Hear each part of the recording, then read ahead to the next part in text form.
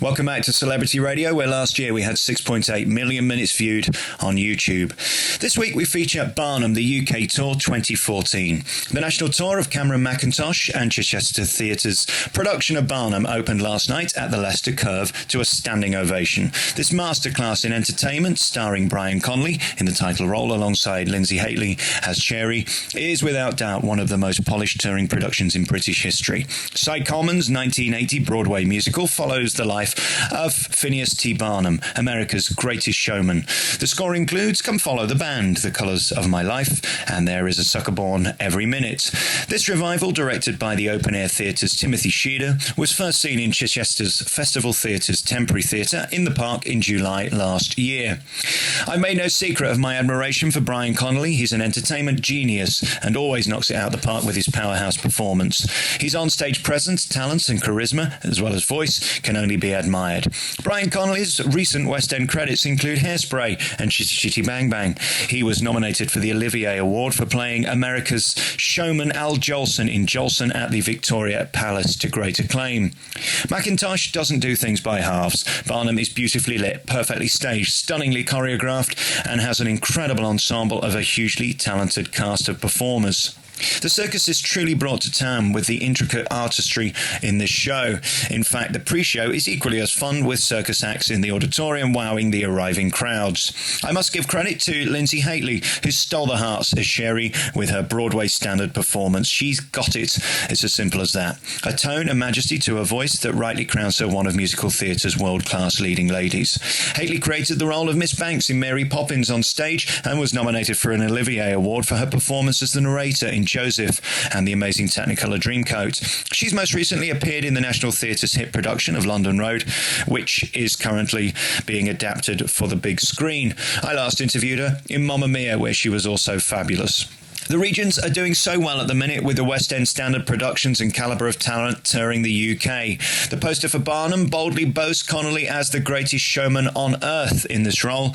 He's certainly, in my view, the greatest all-round entertainer in British history, with a comic timing second to none and a voice that could only be admired, respected and applauded for his phenomenal abilities. You can find Barnum on tour across the UK through the middle of 2015. Don't miss Brian Conley and Linzi Hateley, who steal the hearts and steal the show in Barnum by Cameron Mackintosh 2014. You've been listening to another review by me, Alex Belfield, here at celebrityradio.biz, where last year we had over 6.8 million minutes viewed. This review was recorded on the 11th of September 2014. See you soon. Ta-da. Welcome back to Celebrity Radio. It's Alex Belfield talking to some of the world's biggest stars and some of my favourite people. And you know I have undying love for Brian Conley. How are you? But in a butch way, I hope. In a manly kind of way. Cool. There's a lot of it about in show business. Fortunately, being ginger, I don't get any. I'm saying nothing. There's nothing wrong with me. At least you've got hair, you know. At least we both have, thank God. There is that. Hey, listen, on Tuesday night, there I was, sat in a theatre watching you in Barnum, which is this new production that's going to be touring the UK for about 17 years, it seems, according to your list of dates. And you are the man that, under the poster, says the world's greatest showman. That's quite a challenge. Mate, you are. Congratulations. Oh, bless you. Thank you very much. Well, we've all worked extremely hard. You know, I knew a year ago, so the whole thing with walking on a tightrope, I started at Christmas, so been doing that for 7 months. It was quite daunting, but then I also took on the world's greatest entertainer when I played Jolson, so I don't do things by halves. I'm loving it. I think it's everything I wanted it to be, the show. It's got such energy, such pathos, such great comedy, and I'm just honoured to be part of it. And the fact that Sir Cameron is the head of the helm, you know. Is that the right word? Would you say head of the helm? Yeah, well, he's it sounded, yeah, all right. Verging on royalty, isn't he? Oh, God, yeah. I mean, it is. I mean, he's put on more musicals than anyone in the world. So for him to do it, I mean, just my opening costume cost 10 grand, you know. I mean, it is. And he's the only person that can put on something like this and not worry about it too much, where everyone else is sweating, oh, we're going to make our money back. He can invest right from the off, you know, and it shows, even with a huge orchestra, 23 of us in the show. 9 of them are especially circus performers, so that is exciting. And no, I'm absolutely delighted, and you know, It's just all, it's a dream come true for me, because very daunting at the beginning. It was the very first show I ever saw in London's glittering West End. It's Michael Crawford. And then when they said to me, who's a co-producer, Michael Harrison, rang me and said, they're putting on a show in Chichester, would you like to, and we're thinking we'd love you to sort of take it on tour. And then I went to see it and thought, oh dear, all right, let's give it a go. I think I'm not getting any younger, and it's something that I really wanted to do. And there's so many aspects to it, and it is without doubt the biggest part in any musical. You're on all the time. From the moment it starts, you're juggling, you're walking on stilts, you're doing tumbling. So there's all these elements that I had to learn, that eventually came to fruition. So I am absolutely delighted. I never ever, the whole tightrope thing, I've used more muscles than I ever knew I had. The most I ever done was walk the dogs. So I'm now, I can put that on my CV, that 6 foot up I can walk on a tight wire.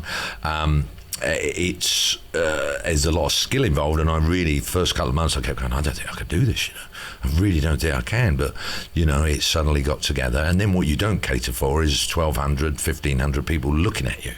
You can't sort of recreate that in a rehearsal room, so there's that.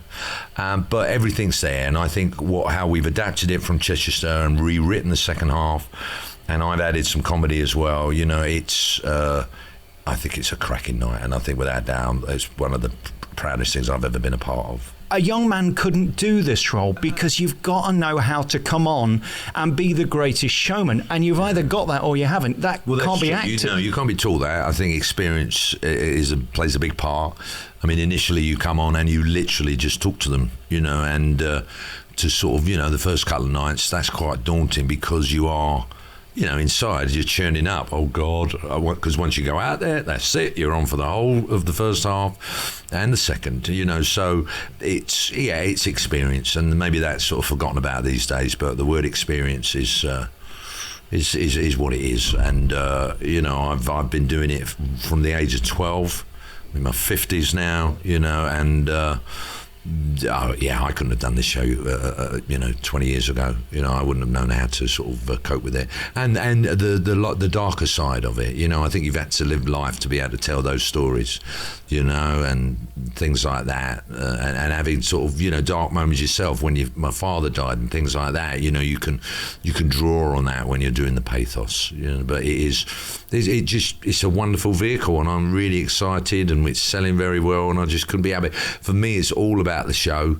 If the show's working, I'm happy and I'm delighted. I really am. From an Anaraki radio point of view, I have admiration for your voice. I always have. But bigger than your speaking voice is your singing voice. And the way you can get depth and a broad church of sound from it is extraordinary. That's how you're able to do Jolson so brilliantly.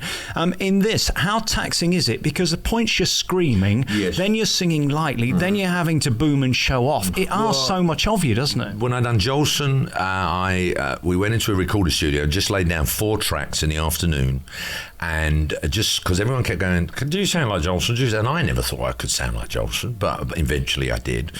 And I couldn't talk at the end of this afternoon, and I thought, oh my God, I've got to do a whole show. Then as I'd done the show, it was a bit at first, but then it just, and you just, like, dare I even put me in the same category as this, but like an athlete, it trains up and you become, I've just done a show moments ago, so it's not too bad, it's okay. I got a friend of mine, my little daughter was there one day, and he is really muscular. And his son was there, and he said, my dad's really muscly. And my little daughter went, my dad's got all his muscles in his throat. And I thought, oh, isn't that lovely? And I suppose I have. I was always say I'm born to sing. Everything else I learned from a very young age. I mimicked my father, who was a very keen opera singer in an amateur way. He never done it professionally, but at the age of 5, my little party piece was that I could do Santa Lucia and the Granada and all these operatic things because I mimicked him and listened to the records. And so, I could have gone into opera, who knows. Always, the comedy came much later, everything else, but the singing was right from the very beginning. When you do Granada, do you take your castanets on tour with you, or what? They're there. I have a tour bus for them, you know. How do you do it on a day when you're not feeling 100%? You know, people forget that. They think it's natural, and it is. It's a God-given natural talent. That's what I believe. But there's a commitment as well, and I have to, and I'm committed. If there is a crowd, I have to take them somewhere, and it is my job. I've never courted the press. It doesn't bother me, fame. I love being in front of a crowd, and I hope that's not taken in a big-headed way. I will go on holiday. We went to Tenerife this year, and I sat in a little lounge bit, and they had a little group on that were from Tenerife, and my kids were there, and it was us and probably about 8 other people, and they started singing Fly Me to the Moon, and I went, oh, can I have a go? And I was just, fly me to the moon and let me play, and I just have to get up. I just have to do it, whether there's money involved or not. I have to, and my office know that. If I have about 3 weeks off, they go, oh, he's ringing again. I say, oh, you got to get me something. Go and get me a cruise, because cruises have been good to me over the years. You know, I've been all seeing the world, and I've enjoyed doing the odd cruise, but you can phone them at a drop of a hat and say, you know, and they go, oh, do you want to go to Singapore for a week? Oh, yeah, that'd be nice. And then they know if I've not got anything concrete in, I'll go and do a cruise. I just have to do it. If anyone says, oh, you were born to do it, that's me. I'm born to be on stage. Do you ever stand aside from yourself and look at you from a distance and see what you do on stage, or do you have to not think about that? No, yeah, I don't think you can. You can't analyse it. You just, you know, I think the more experienced you are, the more relaxed you are, but there's a lot going on there that even I don't know, and I'd rather not know. And you just do it. You know, I never even think about the words and things like that. You know, I just, in my heart, I think, well, you know what, if I mess up the words, which I have done, I'll get out of it, I'll make something up, you know, things like that. And that's the key thing that everyone always worries about, is drawing a complete blank on stage. And that happens, you know, but you waffle around it, you know, and I know that in my heart. But no, I mean, other people do. I mean, especially with this has been such a challenge, and the write-ups have been phenomenal. I do get a little shiver when they say that. You know, even one of them said Brian Conley has saved Barnum. And then even when Mark Bramble, who wrote Barnum, said to me on the opening night, he said, you know, when you was out there, I totally forgot that Jim Dow and Michael Crawford had ever played the part. And I went, my God. And for me, it is about making it my own, because Barnum is, whoever does it has to make it their own. And I'm so honoured to have done that, because it has been a very anxious year where I have put a lot of time and effort in, because learning copious amounts, that's a very big word for me, but copious amounts of script, I mean, it's phenomenal, the amount, and of course he's quite a snappy dialogue man, so there's chunks of it. There's not like, 3 lines there and 4, there are gallons and gallons. And then you've got the museum song, which goes on forever, and it's a sort of tongue twister. So that was the very first thing I learned. And so for the last year, so that I knew that when we got into 5 weeks of rehearsals, I wasn't panicking about the script. I could really focus on the job in hand. And at the end of the day, I'm absolutely honoured that Sir Cameron is part of it, and that he's genuinely pleased. And, you know, dare I say, didn't work quite well in Chichester. So, you know, can you imagine now? They're all going, oh, Brian, you made it work. And I'm like, oh, job to get my head through the door now. Not only are you brilliant in it, but they also give you a great show as well. And let's face it, there's so much crap out there in regional theatre. To have a show... You can't swear, can you? I can say what we like. No, there's so much rubbish out there. I've seen your act. Yeah, I think that's the least of our worries. When you see all these various shows, they seem to just think, OK, get it out this. But this, I mean, they've given you a massive production, incredible lighting and a great ensemble. It must be thrilling. If you're paying £41, you know, and you're not going on your own, are you? So it's at least 80, it's £100 by the time you've parked, you haven't even had anything to eat, you want to go away blown away. And that's, I knew that would happen with Cameron. He doesn't need the money. The man is a billionaire. He's on the Forbes rich list, you know. He owns, 9 theatres in London's West End. And he started with nothing. He used to clean the toilets at Drury Lane, and now he owns Drury Lane. The man, you know, when you're doing something for him, and because I can speak about this because I done Oliver for him, there was 108 of us on tour. My opening jacket, the Fagin coat, this is a great example of the man. I had a photo call as Fagin, and I wore pretty much what everyone else wore, a bit of someone's costume, a bit of this, bit of that, Russ Abbott's jacket, and this big green coat that was Russ Abbott's, and it was made of goat skin. I don't know why, but my God, it was beautiful. It used to sway, and as you walked, it really ballooned out. It was a wonderful bit of art, really. But it was all threadbare, and it had to look rough because it was Fagin.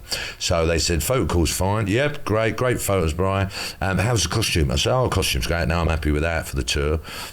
He said, oh, no, this is not, this is the... costume design. No. Every Fagin gets his own coat. I said, but it's threadbare. It doesn't have to. I prefer one that's a bit. Oh no, you get your own coat. I mean, they obviously make it threadbare once it's made. I said, how much is the coat then? He said, £8,000. I went, that's why Cameron's only got $1 billion.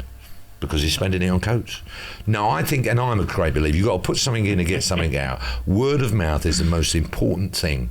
You can do as much advertising as you like, but if you've got 1,000 people on that first night going away going, you have got to see it. And what I've been so pleased with here in Leicester is, it's been such a cracking show in its early days, because we are very early, we've only been doing it a week, but you can't get a seat, and it means all the singles have been bought. Now in the show, no one wants to sit. They always come with a partner or a family. They don't want to sit on their own, but they are buying them up. They're happy to sit, one up in the stalls and the other one in the circle, because they all know it's a cracking night. Much more than, and really it tells the story of a man who knew how to manipulate the press and was, a very influential. He was the first man in America ever to have $1 million, $1 million, sorry. And he went into politics, and he built a city called East Bridgeport that sunk because it was on sand. And there's some really, and he lost all his money and he got it, but all the way through there was the love of his life, Cherry. We also talk about his affair with Jenny Lynn. So there's lots there, and I think they know they're in for a cracking night. Stunning performance by you. Lindsay's incredible. Can I just say, Lindsay is a very good kisser as well, because I have to kiss her a few times. My wife's a bit perturbed by that, but no, I mean, we mustn't forget Linz, because without doubt, the show lives and breathes. On the very first day, when we were all together as a production, the director said, this show lives and breathes through Barnum and his wife Cherry, and if they don't believe that, then we don't stand a chance. And we very much took that on board, but it so is, because she's phenomenal. I mean, it's just so natural for her. She's done so much as well. I'm not in her league at all. The whole everything. She, you can name reel them off the shows she's done in London. And she's just a real nice, good brummy lass, and on tour, you need that. You're going to get your hands dirty. We're doing a week here, a week there. It's not as though we're swanning into London's glittering West End. And that's the plan, and that's the wish and the hope, that it does go into London. I will be very honoured if we can get there, even if it's just for a short time. I'm sure you will, because it's stunning. I've said this line twice this week. I said on Sunday night to Ken Dodd, I hope you appreciate how amazing you are, how brilliant you are, and the legacy that you leave on stage, because you're a one-off, seriously, in an industry full of people who are faking it and making probably more money than you are.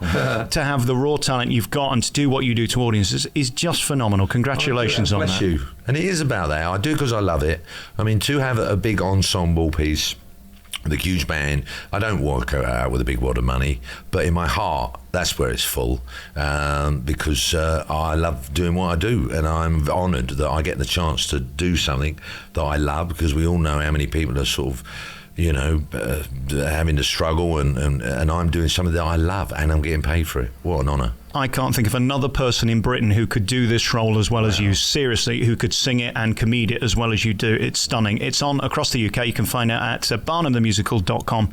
Brian Conley, thank you for your time. Thank you, ladies and gentlemen. Please come and see it. I promise you, we won't let you down.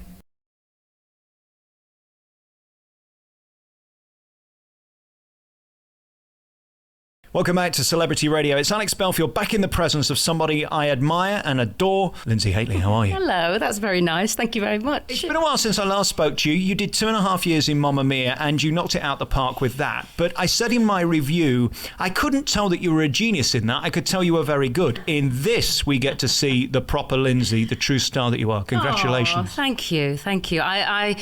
I've wanted to play the part for quite a while, and I didn't get the chance to do it before, but I'm absolutely thrilled to get the chance. It's very me, I think, and I'm loving it, really loving it. We're here at Barnum, which is touring the UK for more than a year. It's the story of the greatest showman on earth. You're the lady who steals the hearts, and you do. You get some great numbers, and then there's an ensemble behind you, there's a circus show behind you, there's lighting behind you, and a beautiful set that really makes this a perfect production. Congratulations. Thank you. I mean, I have to say, it is so collective. I mean, I think what's quite unusual about this, and right from the first day of rehearsals, was that there was a huge amount of respect for everybody, because we all bring our own strengths to it. I mean, you know, what the ensemble are doing is unbelievable. I mean, we wouldn't look anywhere near as good if we hadn't got them around us. Working with Brian is just fantastic. You know, he's generous, he's warm, he's funny, and he is the ultimate showman, so he is perfect for this part. I'm thrilled for him that he's got the opportunity to do it, because I can't think of anybody more suitable. And I get the chance to do all the stuff that I love doing, and hopefully bring my strengths to it. So it really is, it's a great thing, yeah. This truly is a West End standard production. I mean, the lighting in it is stunning, which, again, I know it sounds silly, but without that, you look rubbish. Without a great set, you look rubbish. And then we look at your performance. I mean, you are a Broadway leading lady. It's that good. And for us to get that in the regions is exceptional. Thank you for coming, firstly. Oh, thank you. I mean, that's very, very high praise. Thank you. I have to say it was a big deal to do, because I'm a mum, and to sort of be away from my daughter and to tour, which is the first time I've ever done it, was a really big decision to make. And I'm just thrilled that, having opened it here in Leicester and the response that it's getting, I think it's going to be worthwhile, and hopefully there is a bigger future. I'm talking to you probably on the worst time ever, on opening week, on a Saturday in between two shows. How are you feeling? Are you okay, firstly? Oh, I'm a little bit exhausted, I'm not going to lie. But I don't know. I mean, just the audience response is so incredible. And it's very contagious. And you know, it really is a delight to do. I mean, Leicester has been fantastic. It will be interesting to see from venue to venue how the audiences respond. But if they're anything like this, then I think it should be a good year. There's a sort of Cirque du Soleil element to this, which I loved. If you've ever seen the Vegas shows, they sort of have a pre-show which sets up what's going to happen. And there's the guys in the audience. So from the minute we're sort of on edge, and you need to be with this show, because it is the story of a man who creates a circus but becomes the circus. Well, to be perfectly honest, I think we're all on edge. You know, if anything is made look easy, it really isn't. It is blooming difficult. And there are things that every show go wrong. My juggling was hopeless this afternoon. But, you know, and I only do a little bit, but there are so many elements that are very, because it's live theatre, and there will be things that go wrong, but that actually creates a very exciting atmosphere. When you're in that moment where you've got the pin focus on you and it's all about you and you're able to shine, there's a few moments in the show where you're given beautiful songs, really proper, great big musical numbers. Is there any way of describing that feeling? I presume the tiredness leaves you immediately. Does it leave me? I don't know. I've got, as I've got older, I've become more nervous about performing. So in a funny sort of way, the more the spotlight is on me, the more pressure I put upon myself. I can only say that I feel hugely supported by the people that are around me, and there is just a huge amount of respect for everybody. I think because, like I mentioned, because we're all here for our different skills, that there's just this massive amount of support and respect. So although I feel vulnerable at times, I think when it's my moments, I feel very, very lucky to have the team around me. This show's got proper talent, isn't it? And you can't guarantee, just because you buy a ticket, unfortunately, you're going to get an amazing show. You've got to pick wisely now. And I think with this particularly, I mean, I'm sort of slightly bigging myself and Brian up here, but actually, I think what seems to be being recognised is that actually this show is very much about, it's a love story, that ultimately there is a huge love story going on. And you really do need to get the chemistry right between the Barnum and the Cherry. And we get on great. And, you know, we have a lot of love and respect for each other, and I think that seems to be just oozing across the audience, and it's lovely to get the response that we're getting. And the moral to this story is, in show business you will often be tempted with many people and many things, but don't end up with a clown. That's basically what we're saying. Well, I mean, yeah, or if you're the clown, then make sure you've got a decent wife behind you who's going to sort of, you know, keep you rooted when it all goes wrong. When you go on tonight, you've done it once already today, how do you pull it out? Where will you get the energy from to do it again and make it look like it's the first time you've ever done it? Well, that's what we're paid to do. You know, it's that whatever job you choose in life, you know, you do. Well, I'd like to think that whatever I'd chosen to do, I would try and do the best to my ability. And seeing the kind of response that the audience gets, and because you're very, very exposed out there, you know, you owe it to yourself to just give the best you can. The toughest I find it is when I'm not feeling 100%, and that's when I wish I got an office job when I've got a cold. You know, that's when it's particularly tough. But I'm very lucky, and this one particularly is a pleasure to do. We haven't had time to talk about your career. You've done everything and so illustrious. I mean, you've had such a diverse career and such an amazing career. Do you realise how special you are and what you give to audiences? I mean, that talent is so beautiful. You can't be taught it. Oh gosh, no, that's lovely. No, I mean, most important thing to me is being a mum. And my girl's arriving today, so I can't wait to see her. So that's really the most important thing. And I guess that's the blessing of life when you've got all that stuff behind the scenes, right? Doing stuff on stage really puts it in perspective. Absolutely does. It kind of makes everything else worthwhile. And without that, I think it would be a different life for me altogether. Linzi Hateley is certainly one of the biggest stars in the West End and in the world. You are so talented and so gifted. Thank you for your time. Thank you.